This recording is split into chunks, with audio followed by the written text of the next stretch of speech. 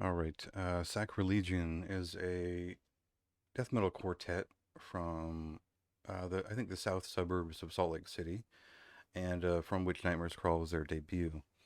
We can call this a melodic death metal band. They sort of ride the line between what is inherently melodic about death metal and when melody became pronounced within death metal by way of Scandinavian works. Um, so right off the bat, the first song on this thing will invoke early at the gates and the chasm, but not in a too obvious way until we get to the chasm riff later on. And that might be where most people just kind of hit the checkbox and say, well, okay, they're taking those things and they're just literally putting them together.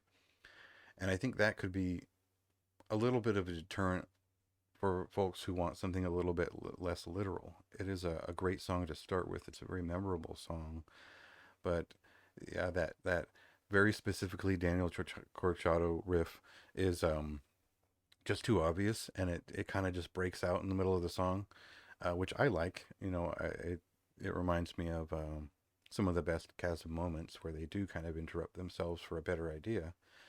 But this band has a little bit more to it.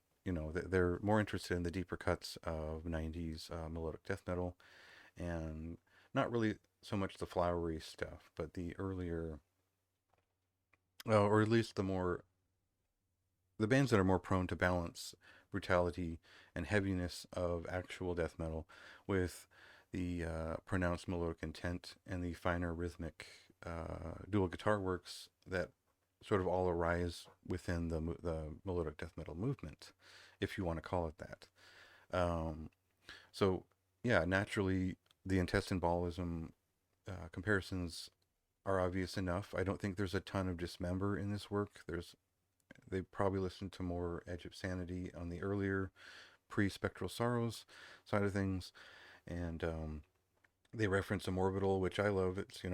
I used to make melodic death metal lists all the time, saying here's the stuff that doesn't suck, and Immorbital was always on there. So it's great to see a band actually just say, hey, Nvidia is a great album, and there's a little bit of that on this record.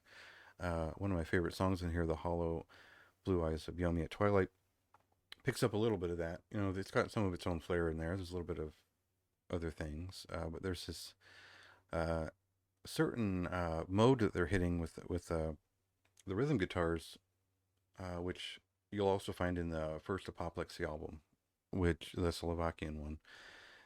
So anyway, if you're not a nerd about for like very good underground melodic death metal, you probably won't get a lot of that, and you'll just kind of enjoy it as a death metal album with a lot of nice variation. I found it a little bit uneven at times, but only because I wanted more of the very good stuff they were doing on here. And a lot of that happens up front, and then it sort of works its way into the last several, 4 or 5 songs on this record. At 45 minutes, I think it's a little bit too long. I think the drum sound, particularly the cymbals, are a little bit strange or too prominent at times. But otherwise, yeah, I couldn't really knock this record for being as good as it is. It is very memorable. I found myself returning to it pretty often, and I think the sound design is very strong.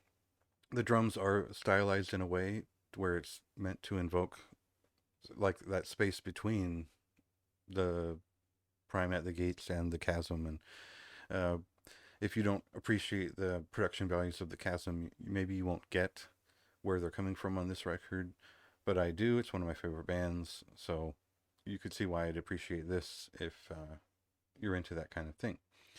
Um, Overall, I think it's an exceptional, meticulously made debut, and I'm really interested to see if they go this far with Unceremonial and Nelwraith, the main guy's other bands, with this fine quality, because I think this was a bit of a surprise. I was expecting something a little bit more amateurish, but this is a fully professional and very strong debut album that will, it'll obviously stand out within a certain niche, as I explained earlier. But anyone just interested in old school death metal will get it too, and it comes with a high recommendation from me. More details in the review, a couple of gripes here and there, but yeah, check it out if it looks like your kind of thing.